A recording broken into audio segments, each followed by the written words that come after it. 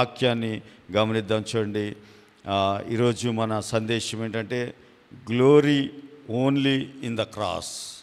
Glory only in the cross అంటే మన జీవితంలో ఏ వ్యక్తి, ఆదాముని తీసుకుంటే ఆదాముని చూసి దేవుడు చాలా కాలం ఒంటరిగా చూశాడు. చూసిన తర్వాత ఇతనికి ఎవరో ఒక మనుష్యుల సహాయం అవసరమని గుర్తించి అవ్వను చేశాడు. అలాగే మన జీవితంలో ఏదో ఒక గ్లోరీ అంటే మంచితనం అని కూడా అర్థము.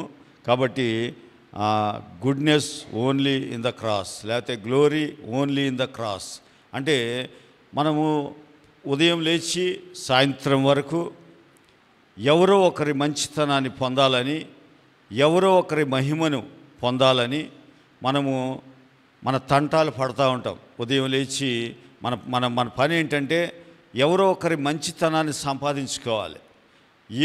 ఎవరో ఒక వ్యక్తి మనల్ని వాళ్ళ మంచితనంతో నింపాలి. ఆ మంచితనము మనల్ని ఆదరించాలి. ఎందుకు ఒక వ్యక్తి మంచితనాన్ని మనం కోరుకుంటామంటే ఆ వ్యక్తి యొక్క మంచితనాన్ని బట్టి మన జీవితంలో కొన్ని మార్పులు రావాలి, మనకి కొన్ని మంచి సంఘటనలు జరగాలి. ఇది మన ఆశ. అందుకని మనం ఏం చేస్తామంటే వ్యక్తుల మంచితనం కొరకు మనము సెర్చ్ చేస్తూ ఉంటాం. అంటే మనము వెతుకుతూ ఉంటాం. ఈ లోకంలో ఉదయం లేచి మనం బయటికి వెళ్ళామంటే ఎవరో ఒకరి మంచితనాన్ని సంపాదించుకోవాలి, ఎవరో ఒకరి మహిమను మన మీదకి రావాలి. ఇది మన కోరిక, అది మంచిదే. కానీ దయచేసి ఈ పారాగ్రాఫ్ మనం చదవబోయేటప్పుడు దయచేసి గమనించండి. గలతీయులకు రాసిన పత్రిక 6వ అధ్యాయం 12వ వచనం నుంచి 12 నుంచి 15 వరకు ఎవరైనా చదివి సహాయం చేయండి. దయచేసి చదువుతున్నప్పుడు అందరూ శ్రద్ధగా వినాలని మనం చేస్తున్నాను. నా స్వహస్తముతో మీకెంత పెద్ద అక్షరములతో వ్రాయుచున్నానో చూడుడి. శరీర విషయమందు చక్కగా అగపడగోరు వారెవరో, శరీర విషయమందు చక్కగా అగపడువారు ఎవరో వారు తాము క్రీస్తు యొక్క శిలువ విషయమై హింస పొందకుండుటకు మాత్రమే సున్నతి పొందవలెనని మిమ్మును బలవంతము చేయుచున్నారు. అంటే ఒక వ్యక్తి ఇంకో వ్యక్తిని ఎందుకు బలవంతం చేస్తున్నాడంటే తన శరీరమందు తను మంచివాడిగా అగపడు నిమిత్తము ఇంకో వ్యక్తిని బలవంతం చేస్తున్నాడు. ఏమని? మీరు సున్నతి పొందాలి అని బలవంతం చేస్తున్నాడు. ఎందుకు? దీనికి ఒక రీజన్ ఉంది. ఏంటంటే సిలువ శ్రమలు నాకు కలగకూడదు, సిలువ ఆ శ్రమ నా మీదకి రాకూడదు. కాబట్టి ఇంకో వ్యక్తి సున్నతి తీసుకుంటే నాకు నేను అంటే ఆ 2 పడవల మీద కాళ్ళు వేసే వాళ్ళు ఉంటారంటాం కదా, ఆ విషయాన్ని ఇక్కడ చూపిస్తూ ఉన్నాడు. తర్వాత అయితే వారు సున్నతి పొందిన వారైనను ధర్మశాస్త్రం ఆచరింపరు. తాము మీ శరీర విషయమందు అతిశయించు నిమిత్తము మీరు సున్నతి పొందవలెనని. అంటే ఒక వ్యక్తి ఇంకో వ్యక్తికి మంచి చేసిన ఆ వ్యక్తి ఏం ఆశిస్తాడంటే ఎదుటి వ్యక్తి మీద అతిశయపడతా ఉంటాడు. నేను ఆ వ్యక్తికి మంచి చేశాను అంటే ఒక వ్యక్తిని బట్టి అతిశయపడతా ఉంటాడు. లేకపోతే మేలు పొందిన వ్యక్తి ఏం చేస్తాడంటే అతిశయపడతా ఉంటాడు. ఆ వ్యక్తి నాకు తెలుసు, ఆ వ్యక్తి మంచితనం నాకు తెలుసు, ఆ వ్యక్తి గురించి నాకు తెలుసు అని చాలామంది అతిశయపడతా ఉంటాం కొన్నిసార్లు. కానీ కొన్ని దినాలకే మన అతిశయము వ్యర్థమని తెలిసిపోద్ది. కొన్ని రోజులకే, కొన్ని దినాలకే మంచోడు అన్నవాడినే మనం చెడ్డోడు అంటాం. అతిశయపడడం మంచిదే, కానీ అది ఎంతో కాలం నిలవని మంచితనం అది. కానీ పౌలు ఒక విషయాన్ని చెప్తున్నాడా, గమనిద్దాం. అయితే మన ప్రభువైన యేసుక్రీస్తు సిలువయందు తప్ప మరి దేనియందును అతిశయించుట నాకు దూరమవును గాక. హల్లెలూయా, హల్లెలూయా. పౌలు ఆ గలతీ సంఘంలో ఉన్న వ్యక్తులందరికీ చెప్తున్నాడు, అయ్యా మీరు అతిశయించడానికి ఒక కారణం ఉంది. ఆ కారణం ఏంటంటే 2 రీజన్స్ చెప్పాడు. ఒకటి, ఆ వ్యక్తికి సున్నతి పొందమని చెప్తున్నారు. ఆ వాడికి ఏదో మేలు చేసినట్లుగా చేసి మీరు సిలువ శ్రమ తప్పించుకుందామని మీ ఉద్దేశం వేరు, ఆ వ్యక్తికి మీరు చెప్పే సందేశం వేరు, మీ ఉద్దేశం వేరు. చెబుతూ మీరేం చేస్తున్నారంటే ఆ వ్యక్తుల మీద అతిశయిస్తూ ఉన్నారు. కానీ నేనైతే రాత్రి చాలా చక్కటి వర్తమానం విన్నాం. ఆ అపొస్తలుడైన పౌలు కొరింథీ సంఘానికి చెప్పాడు, అనగా యేసుక్రీస్తును, అనగా సిలువ వేయబడిన క్రీస్తు. హల్లెలూయా. అదే విషయాన్ని గలతీ సంఘానికి బోధిస్తూ ఉన్నాడు. ఏమనంటే మీరందరూ ఎవరి గురించి అయినా అతిశయపడవచ్చు, కానీ నా మట్టుకు నేనైతే ఏమంటున్నాడంటే, మరలా చదవండి, మన ప్రభు అయిన యేసుక్రీస్తును సిలువయందు తప్ప మరి దేనియందును నేను అతిశయించుట దూరమవునుగాక. అంటే అలాంటి పరిస్థితి ప్రభా నాకు వద్దు ప్రభా, నేను ఎవరి మంచితనం మీద ఎవరి గురించో అతిశయపడే అవకాశం నాకు ఇవ్వద్దు నా జీవితంలో. ఎందుకనంటే కారణం ఏంటి? మనమైతే చాలాసార్లు అతిశయపడతాం. మన చదువుని బట్టి అతిశయపడతాం, లేకపోతే మన అందాన్ని బట్టి అతిశయపడతాం, లేకపోతే మన కొన్నిసార్లు ఆత్మీయ జీవితంలో కూడా అతిశయపడతాం. నేను 24 hours బైబిల్ చదువుతాను, నేను డే అండ్ నైట్ ప్రేయర్ చేస్తాను. అతిశయపడాలి, కానీ ఏ విషయంలో నువ్వు అతిశయపడాలి? పౌలు గారు మనకంటే ఎక్కువ వాక్యం చదివిన అనుభవం కలిగిన వ్యక్తి. పౌలు గారు ప్రార్థనాపరుడు, పౌలు గారు ఉపవాసం ఉన్నాడు, పౌలు గారు దేవుని కొరకు చాలా విషయాలు చేశాడు. కానీ ఏ విషయంలో కూడా నాకు అతిశయము దూరం అయిపోనుగాక, ఓన్లీ ఒక్క విషయంలో మాత్రం నాకు అతిశయం కలగాలి. ఆ విషయం ఏంటంటే సిలువ యందు తప్ప, ప్రభు అయిన యేసుక్రీస్తు వారి యొక్క సిలువ యందు తప్ప ఇంకే విషయంలో కూడా నాకు అతిశయం ఉండకూడదు. ఒకవేళ మీరు తెల్లగా ఉండొచ్చు, లేకపోతే కొంతమంది నల్లగా ఉండొచ్చు, కొంతమంది అందంగా ఉండొచ్చు, దాన్ని బట్టి అతిశయం వద్దు. లేకపోతే నీకు మంచి ఉద్యోగం ఉండొచ్చు, మంచి జ్ఞానం ఉండొచ్చు, మంచి డబ్బులు ఉండొచ్చు, అతిశయం వద్దు. ఎందుకంటే అవి ఎప్పుడు ఉంటాయో ఎప్పుడు వెళ్ళిపోతాయో తెలీదు. అందుకని ఏ విషయంలో కూడా మనం అతిశయపడకూడదు. ఒక్క విషయంలోనే, సిలువ యందు తప్ప ఇంకే విషయంలో కూడా అతిశయపడకూడదు. సిలువ అంటే మనకి మాట్లాడుకుని అది ఒక అలవాటు పదం అయిపోయింది. కానీ సిలువని నువ్వు ధ్యానిస్తూ ఉండగా కళ్ళ నుంచి నీళ్లు రాని వ్యక్తి ఉండడు. ఎందుకంటే మీరు చూడండి, ఈ లోకంలో లవ్ అంటే ప్రేమ సింబల్ ఏంటి అని అడిగితే ఏం చెప్తారు? మీరు అందరూ ఇలా చూపిస్తారు, ఏంటది? హార్ట్ గుర్తు చూపిస్తారు కదా, అది ఈ లోకపు సింబల్. కానీ cross is the symbol of God's love. Hallelujah, hallelujah. Cross is the symbol of God's love. Hallelujah. అందుకని నీ సింబల్ ఇది కాదు, ఇది లోకం ఇచ్చిన సింబల్. కానీ సిలువ దేవుని ప్రేమ యొక్క సింబల్. హల్లెలూయా. ఈరోజు నుంచి జ్ఞాపకం చేసుకోండి, నీకు ఎప్పుడు ప్రేమ గుర్తు నువ్వు చూడాలంటే పౌలు ఆ కింద అంటాడు, నా మీద యేసు ప్రభు యొక్క ముద్రలు ఉన్నాయి, దయచేసి నన్ను శ్రమ పెట్టవద్దు. ఆ ముద్రలు ఏంటంటే ఆ సింబల్, ఆ సిలువ యొక్క ఆ సింబల్ ఆయన మీద ఉంది. హల్లెలూయా, హల్లెలూయా. అంటే మీ ఉద్దేశం ఏంటంటే మీరు అనుకోవచ్చు, అయితే నేను వెంటనే వెళ్ళి పచ్చబొట్టు పొడిపించేసుకుంటాను సిలువ. అది కాదు. సింబల్ అంటే నీ కొరకు ప్రాణం పెట్టిన ప్రేమ అది. కాబట్టి దయచేసి గమనించండి. అందుకే పౌలు అన్నాడు, నా శరీరమందు యేసుక్రీస్తు ముద్రలు ఉన్నాయి, నన్ను శ్రమ పెట్టొద్దు ఎవరు. ఎందుకంటే ఆయన శ్రమ పడితే నీకే ఇబ్బంది. ఆయన చాలా విషయాలు రాస్తాడు. అవన్నీ చెప్పడానికి మన దగ్గర అంత సమయం లేదు. కానీ దయచేసి ఈ రాత్రి మనం ఎంచుకున్న మెసేజ్ ఏంటంటే glory only in the cross, అంతే. దయచేసి గమనిద్దాం, చూడండి. త్వరగా మనం ముందుకు వెళ్దాం. అయితే ఎందుకు పౌలు గారు ఈ సిలువ యందు అతిశయపడతానన్నాడు? ఏంటి రీజన్? పౌలు గారికి చదువు ఉంది. పౌలు గారు గమనియేల్ యూనివర్సిటీలో డిగ్రీ తీసుకున్నాడు. పౌలు గారు చాలా రోమన్ సిటిజన్. ఆయనకి చాలా విషయాలు ఉన్నాయి. ఈ విషయాల్లో అతిశయపడవచ్చు ఆయన. కానీ ఎందుకు సిలువ యందు తప్ప మరి ఏ విషయంలో కూడా నాకు అతిశయము దూరమవును గాక అని ఎందుకు అన్నాడు? ఏంటి రీజన్ అని మనం వెతికితే దయచేసి యోహాను సువార్త 3వ అధ్యాయం యోహాను సువార్త 3వ అధ్యాయం. హల్లెలూయా.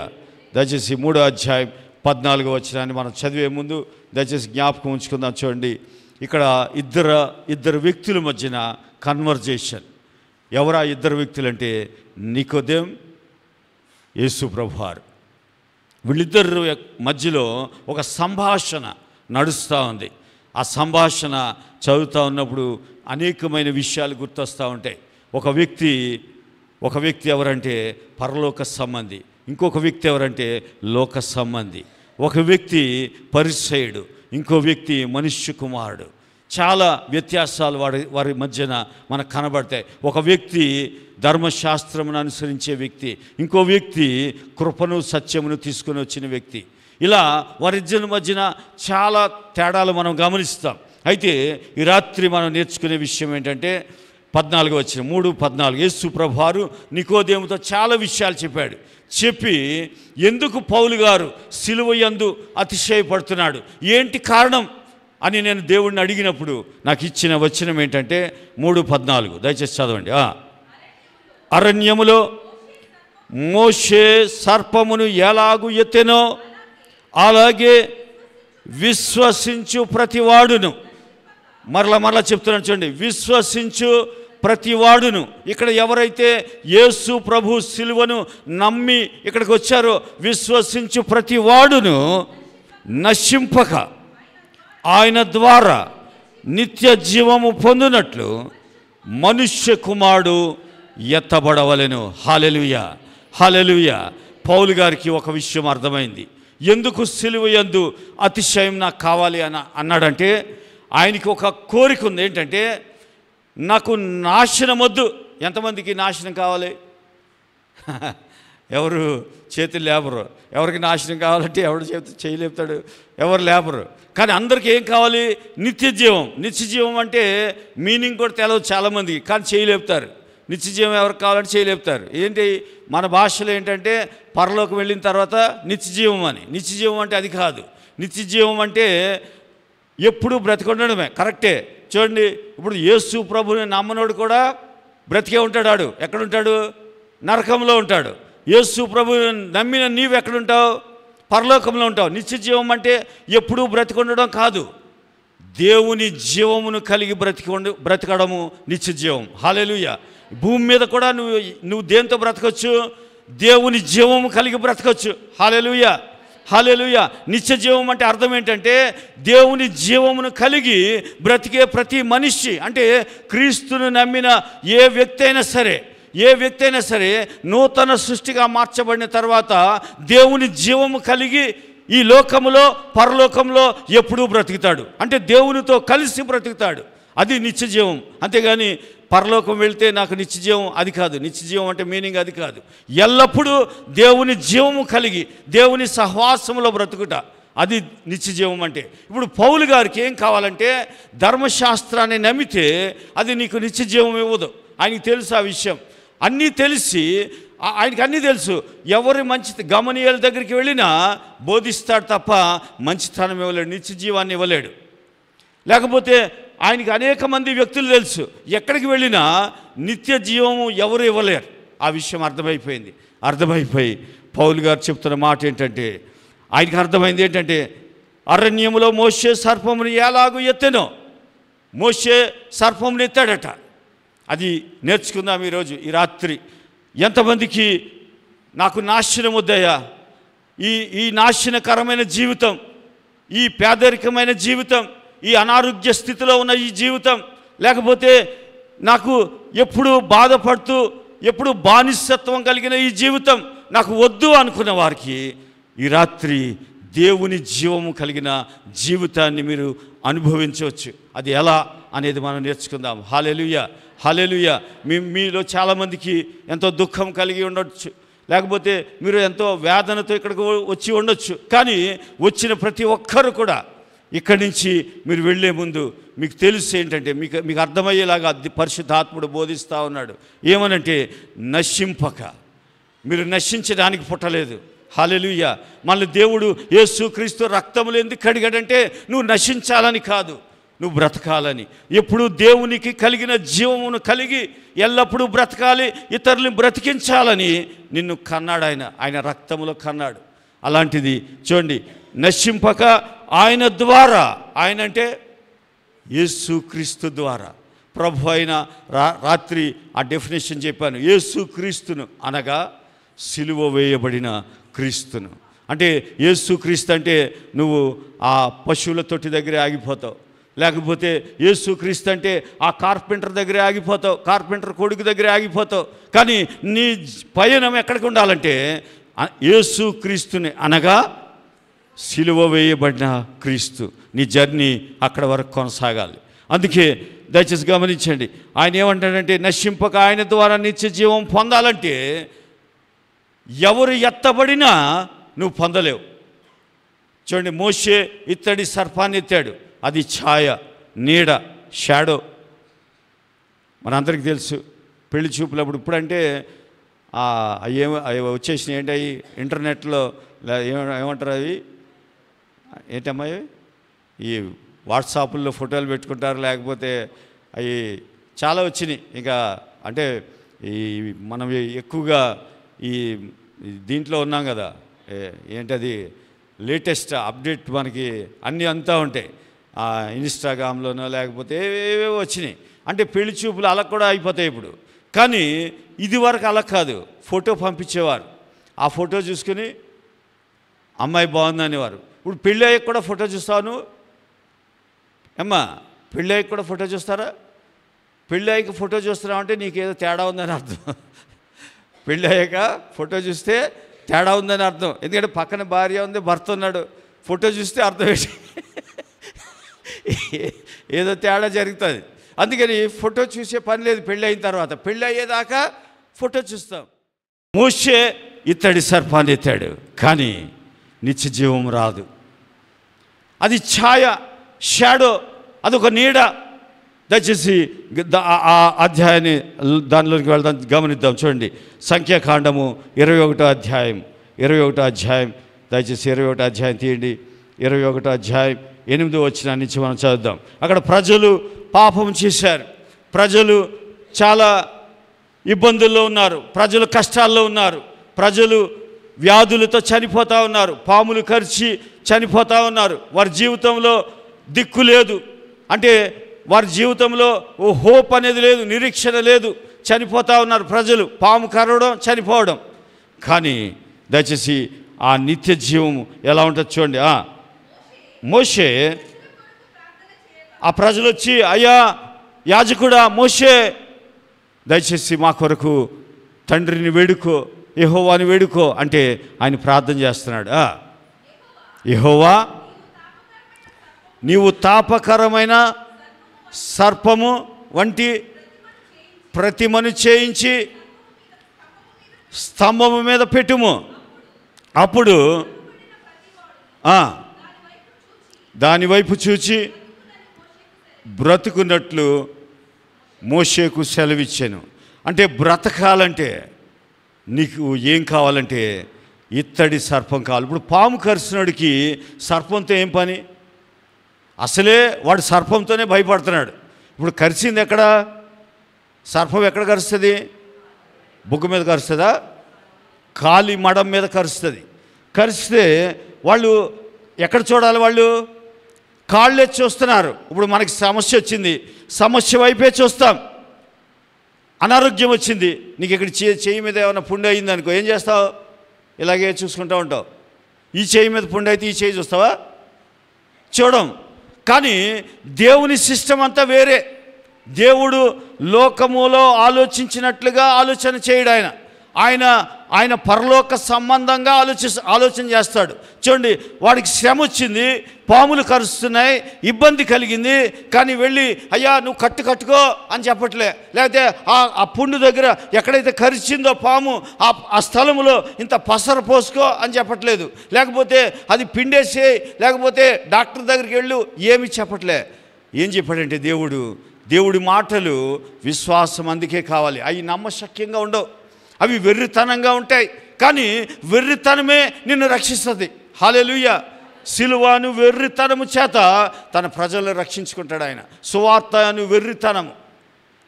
సువార్తలో ఏముంది? శక్తి ఉంది. దాంతోపాటే ప్రజలు ఆలోచించే బయటోడికి ఏముంటుందంటే అది వెర్రితనంగా ఉంటుంది. కానీ రక్షించబడిన నీకు దేవుని శక్తి. హల్లెలూయా, హల్లెలూయా. దయచేసి గమనించండి, పాము కరిచింది, చూస్తుంటే మోషేతో చెప్పాడు, అయ్యా నీ ప్రజలకు చెప్పు ఏమనంటే, కరిస్తే ఇత్తడి సర్పాన్ని చూడమను. ఇత్తడి సర్పం ఒకటి పెట్టు, పైన అందరికీ కనపడేలాగా ఒక స్తంభానికి ఆ ఇత్తడి సర్పాన్ని ఎత్తిపట్టి చూపించు.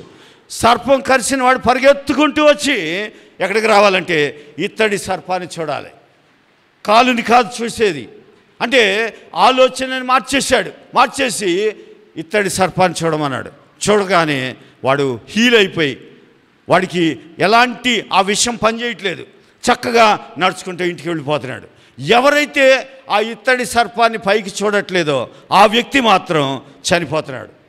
ఇలా జరుగుతూ ఉంటే నేను ఒకటి ఆలోచన చేశాను, అసలు ఇత్తడి సర్పాన్ని దేవుడు ఎందుకు చేయమన్నాడు? ఇత్తడి సర్పమే ఎందుకు కావాలి? ఇత్తడి సర్పం ఎందుకు కావాలి? చూడండి, మొన్న మధ్యన అంటే ఇప్పుడు కాదులే, ఒక 2 years అయినట్టుంది. ఆ నల్గొండ జిల్లాలో ఒక నయీం అనే ఒక వ్యక్తి ఉండేవాడు. ఆ వ్యక్తి భూ కబ్జాలు చేసేవాడు. చాలామంది దానికి ఆ రోజు నేను చికెన్ తెద్దామని రెడ్డి చికెన్ దగ్గరికి వెళ్ళా. వాళ్ళు స్వీట్లు పంచుకుంటున్నారు. ఏంట్రా అంటే ఆ రెడ్డి చికెన్ ఆయన 5 ఎకరాల స్థలము వాడు ఆక్రమించేశాడు. వీడు అడిగితాకి ధైర్యం లేదు, అడిగితే చంపేస్తాడు. ఆడు మనలాంటి వ్యక్తి కాదు. మనల్ని తిట్టినా మామూలుగానే ఉండాలి, ఎందుకంటే మనం ఎవరు దేవుని బిడ్డలం. ఆ వ్యక్తి అలాగ ఉండడు. ఆడి దగ్గరికి వెళ్ళి నా భూమి అన్నావా చంపేస్తాడు. అలాంటి వ్యక్తి ఎన్కౌంటర్ చేశారు, చనిపోయాడు. ఆ రోజు స్వీట్లు పంచుకుంటున్నారు. అయితే మీరు గమనించండి, ఇప్పుడు రేపు పొద్దుటే పొలానికి వెళ్ళిపోతాడు అన్నాడు ఆ వ్యక్తి. ఎందుకని చెప్పండి? ఎవరైతే తను భయపెడుతున్నాడో, ఎవరైతే తన్ని ఇబ్బంది పెడుతున్నాడో, ఏ వ్యక్తి అయితే తను బాధిస్తున్నాడో ఆ వ్యక్తి మరణించాడని తను చూశాడు. టీవీలో స్క్రోలింగ్ వస్తూ ఉంది, ఫోటోలు వస్తూ ఉన్నాయి. అంటే ఏ వ్యక్తి అయితే నిన్ను బాధిస్తున్నాడో, ఏ వ్యక్తి అయితే నిన్ను దుఃఖపరుస్తున్నాడో, ఏదైతే నిన్ను బాధిస్తూ ఉందో అది చనిపోయిందని నీకు తెలిస్తే నీ హృదయంలో భయం ఉండదు, ఇక నువ్వు విడుదల పొందుతావు. నీ హృదయంలో చాలా హ్యాపీనెస్ ఉంటుంది. ఎందుకనంటే నీ శత్రువు మరణించడం నువ్వు చూడాలి. ఇప్పుడు ఆ ఇత్తడి సర్పంలో ఏం కనపడిందంటే, ఎందుకు దాన్ని సర్పాన్ని పెట్టాడంటే, మీరు అనుకోవచ్చు ఇదేంటి దేవుడు సర్పం కరుస్తుంటే సర్పానికి బదులుగా ఇంకేదో మహిమకరం పెట్టాలి, కానీ దాన్ని ఎందుకు పెట్టాడు అని మీరు అనుకోవచ్చు. అసలు సర్పానికి దేవునికి ఎక్కడ పొంతన ఉండదు. కానీ ఎందుకు సర్పాన్ని పెట్టాడంటే, నిన్ను కరిచిన సర్పము చనిపోయింది ప్రియ విశ్వాసి అని చూపించడానికి దేవుడు ఆ సర్పాన్ని పెట్టాడు. ఇప్పుడు నిన్ను కరిచిన సర్పం చనిపోయిందంటే ఆ వ్యక్తికి ధైర్యం ఉంటుందా ఉండదా? అదంతా ఎందుకు? మన ఇంట్లోకి ఏదన్నా జెర్రో చిన్న తేలో వచ్చిందనుకోండి, అది చంపితే దొరకలేదు, నీకు దొరకపోతే ఆ రాత్రి నువ్వు ఎలా ఉంటావు? మంచం మీద ఇలా బాసపట్టేసి కూర్చుంటావు. ఎందుకని? అది చనిపోలేదు, ఏ టైంలో ఎక్కడొచ్చి కొడతాదో. అదే కనుక అది చనిపోవడం నువ్వు చూస్తే ఆ రాత్రి మనశ్శాంతిగా పడుకుంటావు. హల్లెలూయా, హల్లెలూయా. అందుకే ఆ ఇత్తడి సర్పాన్ని ఎందుకు పెట్టాడంటే, నిన్ను కరిచిన సర్పము ఏదైతే కరిచిందో అది సిలువలో అక్కడ చనిపోయింది. చూసుకో, చనిపోయింది అనగానే వీడికి చాలా సంతోషం. మిమ్మల్ని ఏ సమస్య బాధిస్తుందో నాకు తెలియదు, ఏ అనారోగ్యం మిమ్మల్ని ఇబ్బంది పెడుతుందో నాకు తెలియదు, ఏ పేదరికము నిన్ను వెంటాడుతుందో నాకు తెలియదు, కానీ ప్రతి పేదరికము, ప్రతి అనారోగ్యము, ప్రతి పాపము ఆ ఇత్తడి సర్పంలో నువ్వు చూసుకోవచ్చు. అంటే సిలువలో నువ్వు చూసుకోవచ్చు. దయచేసి అర్థం చేసుకోండి. ఆ సర్పం, ఇత్తడి సర్పాన్ని ఎందుకు అలా ఉంచాడంటే నిన్ను కరిచిన ఆ సర్పము చనిపోయిందని చెప్పడానికి. హల్లెలూయా, హల్లెలూయా. ఎప్పుడైతే ఆ వ్యక్తికి అది చనిపోవడం చూస్తున్నాడో బ్రతుకుతున్నాడు. హల్లెలూయా, హల్లెలూయా. దయచేసి గమనించండి. అందుకే ఇత్తడి మా యోహాను సువార్తలోనికి వద్దాం. దయచేసి యోహాను సువార్తలో యేసు ప్రభువు వారు చెప్పిన మాట ఏంటంటే, మోషే సర్పంని ఎలాగూ ఎత్తెనో. రాబోయే యేసుక్రీస్తు వారిని మోషే చూపించాడు. ఇప్పుడు మరి తర్వాత ఏమంటాడంటే నశింపక, అంటే ఏ వ్యక్తి ప్రతివాడును, అలాగే విశ్వసించు ప్రతివాడును, ఇక్కడ కూర్చున్న ఏ బిడ్డ అయినా సరే, ఇక్కడ యేసుని నమ్మిన ప్రతి వ్యక్తి కూడా నశింపక ఆయన ద్వారా, అంటే నశించే విషయాలు నీ జీవితంలో ఏమున్నాయో నాకు తెలియదు. నీ జీవితంలో నిన్ను నశింపజేసే విషయాలు చాలాసార్లు నేను చచ్చిపోతే బాగుండు అంటాం. ఎవరో నిన్ను నాశనం చేశాడు అని అంటాం. నా జీవితాన్ని వాడు నాశనం చేశాడండి, లేకపోతే ఆమె నాశనం చేసేసింది, లేకపోతే పలానా వ్యక్తులు నా జీవితాన్ని నాశనం చేశారంటాం. అంటే నశించడం ఎవరికి ఇష్టం ఉండదు. ఎప్పుడు సంతోషంగా బ్రతకాలనే ఉంటుంది. యేసయ్య ఆ సిలువ మనకేం నేర్పిస్తుందంటే, ఆయన యందు విశ్వసించు ప్రతి వాడును నశింపక ఆయన ద్వారా, ఒక్కడే, ఓన్లీ వన్, యేసు ప్రభువారు, ఆయన ద్వారా తప్ప నీ నాశనానికి ఇంకా జవాబు యేసుక్రీస్తు తప్ప, సిలువ వేయబడిన క్రీస్తు తప్ప ఇంకా వేరే జవాబు లేదు.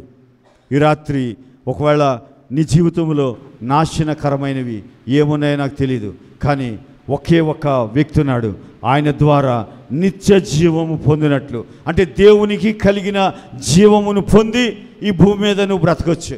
అలాంటి గొప్ప కార్యము యేసయ్య చేయడానికి ఏమైందంటే, ఆయన మనుష్య కుమారుడు ఎత్తబడవలెను. హల్లెలూయా. ఆయన ఎందుకు ఎత్తబడ్డాడు? 2000 సంవత్సరాల క్రితం కల్వరి కొండ మీద వ్రేలాడుతూ, గాయములతో వ్రేలాడుతూ ఏమి పాఠం నేర్పించాడు మనకి. ఈ వచనం ఎందుకు చెప్పాడంటే, అయ్యా ఆ రోజు మోషే ఇత్తడి సర్పాన్ని ఎత్తితేనే విష సర్పాలు కరిసిన వ్యక్తులు దాన్ని చూడగానే బ్రతికారు కదా. అలాంటిది శరీరధారిగా వచ్చిన మనుష్యుకు దేవుని కుమారుడు వచ్చి సిలువలో ఆ కల్వరి కొండ మీద గాయములతో రక్తము చిందించి వ్రేలాడుతుంటే, మోషే ఎత్తిన ఆఫ్టర్ ఆల్ ఒక ఇత్తడి సర్పమే నిన్ను బ్రతికించగలిగితే, ఒక ఇత్తడి సర్పమే నీ విషాన్ని తీసేయగలిగితే, నీలో ఉన్న ఆ సమస్యని తీసేయగలిగితే, జీవము కలిగిన యేసు ప్రభువారు, హల్లెలూయా, ఆయన సర్వ సృష్టికర్త, ఆయన కల్వరిలో వ్రేలాడుతుంటే నీ సమస్యని ఆయనలో చూసుకోలేవా? ఈ రాత్రి నీ సమస్య ఏదైనప్పటికీ ఆ కల్వరి కొండవైపు, ఆ సిలువలో ఒకసారి నేను చెప్తుండగా మీరు దయచేసి ఒక్క నిమిషం మీ ఆలోచనని, మోషే ఇత్తడి సర్పంని ఎలాగూ ఎత్తెనో, ఎందుకు ఎత్తాడు?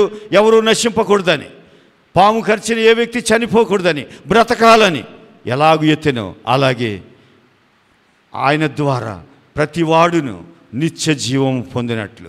ఒకవేళ ఈ రాత్రి నీకున్న వ్యాధి ఏంటో నాకు తెలియదు, నీకున్న సమస్య ఏంటో నాకు తెలియదు, నీకున్న అప్పులేంటో నాకు తెలియదు, నీకున్న ఏ ఆర్థిక సంబంధమైన సమస్యలు నాకు తెలియదు, నీ బిడ్డలు సమాధానంగా లేరేమో నాకు తెలియదు, నీ బిడ్డలకు ఉద్యోగాలు లేవేమో నాకు తెలియదు, నీ బిడ్డలు వివాహాలు జరగలేదేమో, ఏమో నీ జీవితంలో ఒక నాశనకరమైన స్థితిని కలిగి ఇక్కడికి వచ్చావేమో నాకు తెలియదు. కానీ ఈ రాత్రి మోషే ఇత్తడి సర్పాన్ని చూసి బ్రతికిన వ్యక్తులు ఈ రాత్రి జీవము కలిగిన యేసు ప్రభువారు సిలువలో వ్రేలాడుతున్నాడు. ఆయనని చూస్తే నీకేం కలుగుతుందంటే, ప్రతివాడును, అక్కడ రాసుంటుంది, నిత్య జీవము పొందినట్లు మనుష్య కుమారుడు ఎత్తబడ్డాడు. హల్లెలూయా, హల్లెలూయా. ఆయన అందుకే పౌలు గారికి అతిశయం ఎందుకు వచ్చింది? ఆ సిలువలో అతిశయం ఎందుకు కలిగింది పౌలు గారికి అంటే, మనిషి కుమారుడు ఎత్తబడితే దేవునికి కలిగిన జీవమును కలిగి నేను బ్రతకొచ్చు అనుకున్నాడు. హల్లెలూయా. దేవునికి కలిగిన జీవమును కలిగి భూమి మీద నేను బ్రతకొచ్చు. ఏది కూడా నన్ను నాశనం చేయలేదు. నేను నశింపజాలను. పౌలు ఒకసారి అంటాడు, నేను చనిపోవాలనుంది. అంటే మరణము ఆయన తీసుకెళ్ళడం కాదు, మరణాన్నే ఆయనకి నచ్చినప్పుడు పిలవచ్చు. దేవునికి కలిగిన జీవం అంటే అర్థం ఏంటంటే, మరణమా వచ్చి నన్ను తీసుకెళ్ళిపో అనొచ్చు, లేదా కొన్ని రోజులు బ్రతకాలని ఉంటే బ్రతకొచ్చు. ఒక గలతీ సంఘానికి రాస్తూ అంటాడు, అయ్యా నాకు కొన్ని రోజులు బ్రతకాలని ఉంది, ఎందుకంటే వీళ్ళనికి సువార్త చెప్పాలి. లాస్ట్గా చెప్తాడు, అయ్యా తిమోతి నా టైం అయిపోయింది, నా పరుగు కడముట్టించి తిని. అంటే ఆయన్ని ఎవరు తీసుకోలేరు, ఎందుకంటే దేవునికి కలిగిన జీవము ఆయనలో ప్రవహిస్తూ ఉంది. నిత్య జీవం అంటే అర్థం ఏంటంటే పరలోకానికి వెళ్ళడం కాదు, పరలోకంలో ఉంటాం యేసయ్యతో, కానీ ఇక్కడ కూడా దేవునికి కలిగిన జీవంతో బ్రతుకుతాం. చూడండి, ఆ పౌలు గారికి ఒకసారి సర్పం గరిచింది. ఆ ద్వీపంలో మంట కాసుకుంటున్నాడు, సర్పం గరిచింది. అది చాలా విషపూరితమైన సర్పం. అక్కడ ఉన్న మనుషులు అనుకుంటున్నారు ఏమనంటే, అయ్యో కొద్ది నిమిషాల్లో ఈ వ్యక్తి చనిపోతాడు, శాపగ్రస్తుడు, ఈ వ్యక్తి మంచివాడు కాదు, త్వరలో ఒక్క నిమిషంలో చనిపోతాడు అనుకున్నారు. అనుకుంటే పౌలు గారు దాన్ని ఇట్లా విదిలించాడంతే. మనమైతే రక్తం పిండేసి ఏదో చేస్తాం, ఆయనకి అది కూడా చేయలే, ఇలా విదిలించేసి మంట కాసుకుంటున్నాడు. ఆయనకి ఏంటి ఆ ధైర్యం? ఎక్కడిది ఆ ధైర్యం? ఒక విషనాగు కరిస్తే ఎందుకు భయపడట్లేదు ఆయన? ఎవరిని పిలుస్తలేదు ఆయన. అయ్యా నన్ను కాపాడండి, నన్ను సర్పం కరిచింది, చచ్చిపోతాను, నా బ్రతికైపోయింది అనట్లే. ఎందుకనంటే ఆయనకి ఏం తెలుసు అంటే, మనుష్య కుమారుడు ఎత్తబడ్డాడు. హల్లెలూయా. ఎత్తబడితే ఆయనలో ఏముందంటే, ఆయనకి కలిగిన జీవము నాలో కూడా ఉంది. హల్లెలూయా, హల్లెలూయా. ఆ జీవం కలిగిన వ్యక్తి భయపడ్డు, ఆ జీవం కలిగిన వ్యక్తి అధైర్యపడ్డు, ఆ జీవం కలిగిన వ్యక్తి బెంగ పెట్టుకోడు, అయ్యో నా జీవితం నాశనం అయిపోయింది. ఎందుకంటే నశింపజేసే ఏ శక్తి కూడా, ఏ నియమము నీ జీవితంలో ఉండదు, ఇక పనిచేయదు. ఎందుకనంటే నువ్వు ఎవరి జీవాన్ని కలిగి ఉన్నావంటే, యేసు ప్రభు ఎత్తబడిన ఆ కల్వరి కొండలో నీ కొరకు నా కొరకు వేలాడిన యేసు క్రీస్తు జీవమును కలిగి మనం క్రైస్తవులుగా జీవిస్తున్నాం. కాబట్టి ఒకసారి ఆయన నీ కొరకు ఎత్తబడ్డాడని నువ్వు విశ్వసిస్తే, నమ్మితే, ఆ రోజు నుంచి నిత్య జీవం పనిచేయడం ప్రారంభిస్తుంది నీలో. హల్లెలూయా, హల్లెలూయా. గట్టిగా చప్పట్లు కొడదాం యేసయ్యకి. హల్లెలూయా. ఆ జీవం కలిగిన ఏ వ్యక్తిని కూడా ఈ భూమి మీద ఏ నియమము నీకు వ్యతిరేకంగా పనిచేయదు. ప్రతి నియమము నీకు లోబడాల్సిందే, ప్రతి వ్యక్తి నీకు లోబడాల్సిందే, ప్రతి సమస్య, ప్రతి వ్యాధి నీకు లోబడాలి. ఎందుకనంటే మనుష్య కుమారుడు ఎత్తబడ్డాడు. హల్లెలూయా. రీజన్ ఒకటే, పౌలు గారి అతిశయం ఏంటంటే, నా క్రీస్తు, యేసు క్రీస్తును అనగా సిలువ వేయబడిన క్రీస్తు నా కొరకు ఎత్తబడ్డాడు, కల్వరిలో ఎత్తబడ్డాడు. ఎత్తబడిన తర్వాత ఏ నియమము నా మీద పనిచేయదు. రాళ్లతో కొట్టేశారు ఆయన్ని, చచ్చిపోయాడని వదిలేసి వెళ్ళిపోయారు పట్టణంలో. ఆ ఊరు బయట వదిలేసి వెళ్ళిపోతే అందరూ వెళ్ళిపోతే తిరిగి మామూలుగా లేచి వెళ్ళిపోయి దేవుడిని స్తుతిస్తూ ఆరాధిస్తూ సువార్త చేస్తున్నాడు. ఎక్కడిది ఈ ఆరోగ్యం? ఎక్కడిది అంటే ఒళ్ళంతా గాయాలే, రక్తం కారుతూనే ఉంది, కానీ ఏ నియమము, ఈ లోక సంబంధమైన నియమం ఆయన మీద పనిచేయదు. కారణం ఏంటంటే మనుష్య కుమారుడు ఎత్తబడ్డాడని నమ్మాడంతే. నమ్మితే నీకేమొస్తుందంటే నిత్య జీవం వస్తుంది. అంటే నశించేవి రావా అంటే వస్తాయి, కానీ అవి నిన్నేమి చేయలేవు. ఆ నియమం నిన్ను పాడు చేయలేదు, ఆ నియమం నిన్ను నాశనం చేయలేదు. నిన్ను చంపే కొలది బ్రతుకుతూనే ఉంటావు, నిన్ను నాశనం చేయాలని తొక్కేసే కొలది లేస్తానే ఉంటావు నువ్వు. అందుకే అంటాడు, నీతిమంతుడు 7 మార్లు పడినను తిరిగి లేస్తాడు. అది పాత నిబంధనలో. కానీ క్రొత్త నిబంధనలో 490 సార్లు పడిపోయినా వాడు తిరిగి లేస్తాడు. హల్లెలూయా. ఎందుకంటే క్షమించబడతానే ఉంటాడు. ఎందుకు అనంటే మనుష్య కుమారుడు ఎత్తబడ్డాడు. హల్లెలూయా, హల్లెలూయా. ఈ రాత్రి ఒకవేళ ఏ సమస్య, ఏ వ్యాధి, ఏ బాధ, ఏ కన్నీరు నీ హృదయాన్ని పిండేస్తుందో, ఒకళ్ళు నిన్ను నాశనం చేసేయాలని కొన్నిసార్లు చాలా మనకి ఎలాంటి సమస్యలు వస్తాయంటే శ్రమ వెంబడి శ్రమ వస్తుంది.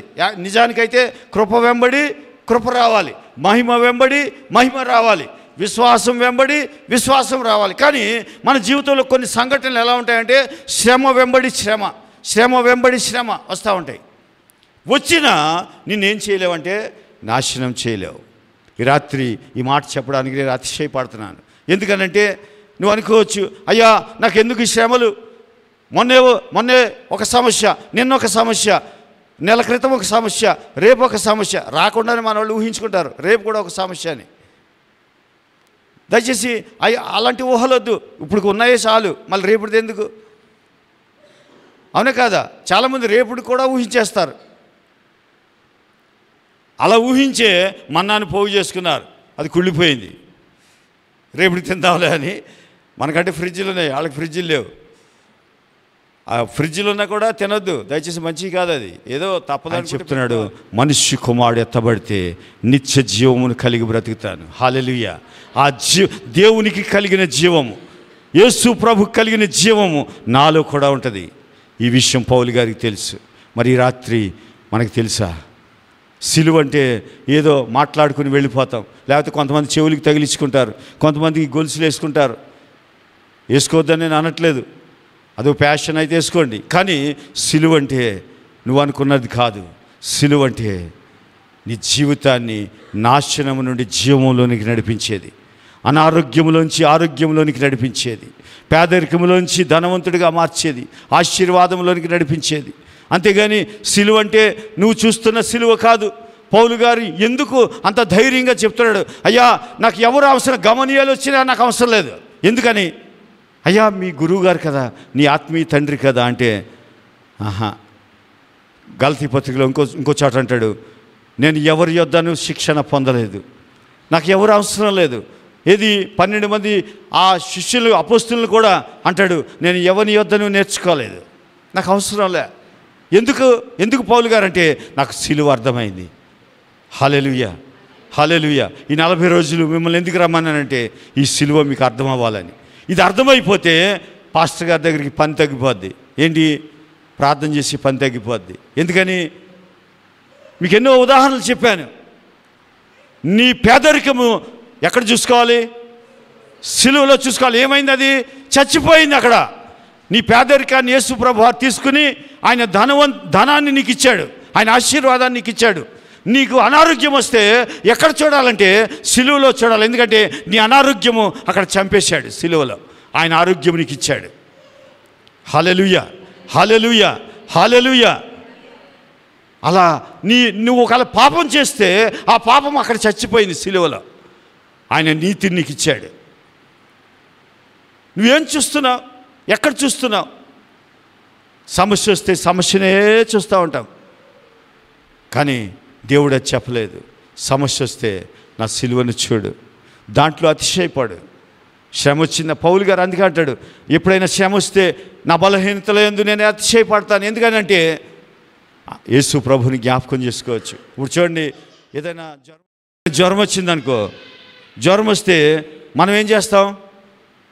జ్వరం వస్తే డాక్టర్ గారిని ఎత్తుకుంటాం, లేకపోతే జ్వరం వస్తే క్రోసిన్ ఎత్తుకుంటాం, డోలో ఎత్తుకుంటాం. కానీ ఫస్ట్ వేసుకోవద్దని నేను అనట్లేదు, కానీ నువ్వేం చేయాలంటే నీ జ్వరము సిలువలో చనిపోయింది. హల్లెలూయా.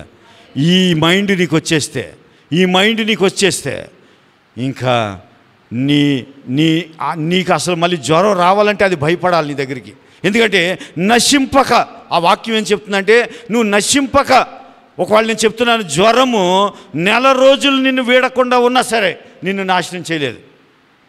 ఎందుకనంటే నువ్వు దేవుని జీవం కలిగిన వ్యక్తివి. హల్లెలూయా. చూడండి, ఒక వ్యక్తికి దెయ్యాలు శాన పట్టింది. శాన పడితే శాన దెయ్యాలంటే కొన్ని వందల దెయ్యాలు. ఆ దెయ్యాలు అతన్ని శరీరం గాయపరుచుకునేలా చేశాయి, అరుపులు అరిచేలా చేశాయి, కన్నీరు కారుస్తున్నాడు. ఆ కొండల్లో అతన్ని ఎవరు బంధించలేకపోయారు. అలాంటి వ్యక్తి యేసు ప్రభు రాగానే ఆ దెయ్యాలు వచ్చి, అయ్యా మమ్మల్ని బాధించకు, దయచేసి ఆ పందుల్లో వదిలే అన్నారు. అంటే ఆ పందుల్లో వదిలేస్తే 2000 పందులు గిలగిల ఆడి చనిపోయాయి. అంటే 2000 పందుల్ని చంపగలిగిన శక్తి ఎవరిలో ఉంది అంతకాలము? చాలా కాలం నుండి అని రాసి ఉంటుంది. చాలా కాలం నుండి ఒక వ్యక్తిలో ఉంది. ఎంత శక్తి అమ్మా? 2000 పందుల్ని చంపగలిగినంత శక్తి ఒక వ్యక్తిని గాయపరుస్తూ ఉంది. కానీ చంపలేకపోయింది. ఎందుకంటే ఆ వ్యక్తి దేవుని ఉద్దేశ్యంలో ఉన్నాడు, యేసుక్రీస్తు గమనంలో ఆ వ్యక్తి ఉన్నాడు. కాబట్టి 2000 పందుల్ని చంపగలిగే శక్తి ఆ వ్యక్తిని పీడిస్తున్న అనేక సంవత్సరములుగా, అనేక దినములుగా అని రాస్తుంది అక్కడ. అనేక దినములుగా ఆ వ్యక్తిని పీడిస్తున్న ఆ వ్యక్తిని చంపలేకపోయాయి. అవి చంపడానికే వచ్చాయి కానీ చంపలేకపోయాయి. నా దగ్గరికి వచ్చింది కరోనా, నన్ను చంపాలనే వచ్చింది కానీ నన్ను చంపలేకపోయింది. ఎందుకంటే నేను ఆయన నిత్య జీవము, అంటే దేవునికి కలిగిన జీవము కలిగి జీవిస్తున్న వ్యక్తిని. నన్ను చంపడానికి వీల్లేదు, అది చంపడానికి వీల్లేదు. కరోనా ఎందుకు ఫ్రెండ్షిప్ చేయడానికి వస్తుందా మన దగ్గరికి? ఎందుకు వచ్చింది? 14 రోజుల్లో నువ్వైనా చచ్చిపోవాలి, అదైనా చచ్చిపోవాలి. యేసుక్రీస్తు జీవము నన్ను నాశనం చేయడానికి వచ్చిన దాన్ని చంపేసింది. హల్లెలూయా, హల్లెలూయా. కరోనాని చంపేసింది. అందుకని ఆ వ్యక్తిని చంపేసి ఆ పందులు చచ్చిపోయాయి కానీ ఆ వ్యక్తి చనిపోలేదు. కారణం ఏంటి? యేసుక్రీస్తు ఉద్దేశ్యములో ఆ వ్యక్తి అన్నాడు. ఈ రాత్రి యేసు ప్రభు సిలువలో అతిశయపడండి. నీకు ఏది వచ్చినా యేసు సిలువని చూడండి. నీ బాధ, నీ శ్రమ, నీ వ్యాధి, నీ అసమాధానం అన్నీ కూడా సిలువలో చచ్చిపోయాయి. అవి చంపబడినట్టుగా నువ్వు చూస్తే ఈ రోజున ఇక్కడి నుంచి జీవంతో వెళ్తావు, ఇక్కడి నుంచి పరిగెట్టుకుంటూ వెళ్తావు. ఇక్కడ నీరసంగా వచ్చావేమో, ఆరోగ్యంతో వెళ్తావు. యేసయ్య జీవము కలిగి వెళ్తావు ఇక్కడి నుంచి. దయచేసి ఆ వాక్యాన్ని మరలా ఒకసారి చదివి నేను ముగిస్తాను. చూడండి, మోషే సర్పంని ఎలాగ ఎత్తెనో అలాగే విశ్వసించు ప్రతి వాడును. దయచేసి అండర్లైన్ చేసుకోండి. విశ్వాసము నీకుంటే జవాబు నీదే. హల్లెలూయా. విశ్వాసం నీ దగ్గర ఉంటే నువ్వు నశించవు. ఎవరి మీద విశ్వాసం అంటే మోషే మీద కాదు. అక్కడ ఏం రాశాడంటే, నువ్వు అలా తప్పుగా అర్థం చేసుకుంటావని ఏమన్నాడంటే, ఆయన ద్వారా, ఎవరు? ప్రభు అయిన యేసుక్రీస్తు ద్వారా నిత్య జీవం. అంటే నాశనానికి ఒక మందు, మెడిసిన్ ఇచ్చాడు, ఒక రెమెడీ ఇచ్చాడు. ఏంటి ఆ రెమెడీ? నిత్య జీవం. నాశనముకి ఏమిచ్చాడు యేసుప్రభు వారు? నిత్య జీవం. నిత్య జీవం ఇచ్చి నిత్య జీవం పొందునట్లు మనుష్య కుమారుడు ఎత్తబడవలెను. ఆయన ఎత్తబడి 2000 సంవత్సరాలైంది. ఆయన నిత్య జీవాన్ని ఈనాడైనా నీ అనుభవంగా మారిందా? ఎప్పుడైనా నువ్వు అనుభవంగా మార్చుకున్నావా దాన్ని? సమస్య వస్తే దేవుని దగ్గరికి వెళ్ళి ఏడుస్తాం. దేవుడు ఏమన్నాడంటే, ఎందుకు నా బిడ్డ ఏడుస్తావు? సిలువను చూడు, నా కుమారుడు ఎత్తబడి 2000 సంవత్సరాలైంది. ఇంకెందుకు కన్నీరు కారుస్తావు? ఇంకెందుకు? అప్పుడు కేవలం ఆ సర్పాన్ని చూసే వాళ్ళు బ్రతికారు. అలాంటిది ఎందుకు నీ జీవితంలో నువ్వే నాశనాన్ని కోరుకుంటావు? చాలామంది నాశనానికి వెల్కమ్ చెప్తూ ఉంటారు. వెల్కమ్ అంటే నా జీవితం పాడుగా పోను, లేకపోతే ఏదో తిట్లు తీసుకుంటారు వాళ్ళే నా జీవితం నాశనం అయిపోగాను. మీకు మీరే శాపాలు పెట్టుకుంటారు. అవసరం లేదు. నీ జీవితానికి నువ్వు ఏం వెల్కమ్ చెప్పాలంటే, యేసు ప్రభు 2000 సంవత్సరాలైంది ఎత్తబడి ఆ సిలువలో నుంచి జీవము నీ వైపుకి ఎదురు చూస్తూ ఉంది. ఆయన చేతులు చాపి, అయ్యా పిల్లలారా నా దగ్గరికి రండి నా దగ్గర నిత్య జీవం ఉంది. హల్లెలూయా, హల్లెలూయా. ఆ జీవముని ఎంతమంది రాత్రి మీరు ఆశిస్తున్నారు? ఆ సిలువలో ఆయన మనిషి కుమారుడు ఎత్తబడి 2000 సంవత్సరాలైంది. మీ చేతులు లేపి, ప్రభా నీ నిత్య జీవము ఈ రాత్రి నేను కోరుకుంటున్నాను. నిత్య జీవం అంటే యేసుక్రీస్తు కలిగిన జీవం. ఆ జీవంతో ఇక్కడి నుంచి బయలుదేరాలని నేను ఆశిస్తున్నాను. నా శ్రమని సిలువలో చచ్చిపోయినట్లుగా చూస్తున్నాను.